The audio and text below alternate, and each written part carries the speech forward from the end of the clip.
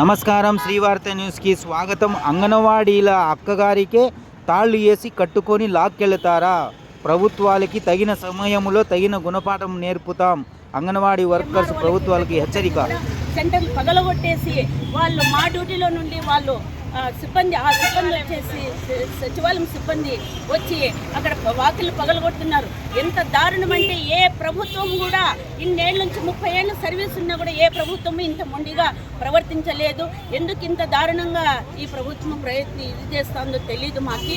దయచేసి ఈరోజు మా సెంటర్లకి వేరే వాళ్ళు వచ్చి అధికారం చలాయిస్తున్నారంటే మాకు ఈరోజు ఆర్డర్స్ ఇచ్చినారు మాకు ఉద్యోగాలు చేసుకోమని.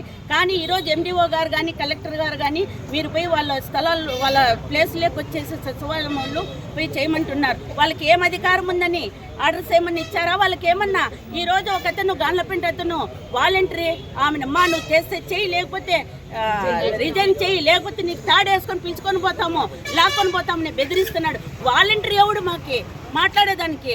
ఆ వాలంటరీ ఈరోజు తాళ్ళు వేసి పెట్టుకొని పోతాడంట. మాకి అతనికి ఎవరు ఇచ్చినాడు అధికారము? ఈరోజు మాకు మా సమస్యలు పరిష్కారం కాకపోతే ఈ మొండితనం అతను ఎట్లా మొండితనం చేస్తున్నారో మేము కూడా అదే మొండితనంగా చేస్తాము. ఖచ్చితంగా మా సమస్య పరిష్కారం అయ్యేంత వరకు కూడా మా సమస్యను ఇట్లనే కొనసాగుతుందని ప్రభుత్వానికి తెలియజేస్తున్నాం. ఎవరైనా మాట్లాడతారా?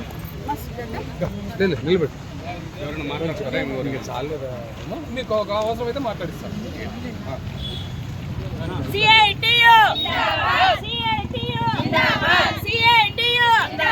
ప్రభుత్వ ఉద్యోగులుగా సుప్రీంకోర్టు తీర్పు ప్రకారం 5 లక్షల రూపాయలు.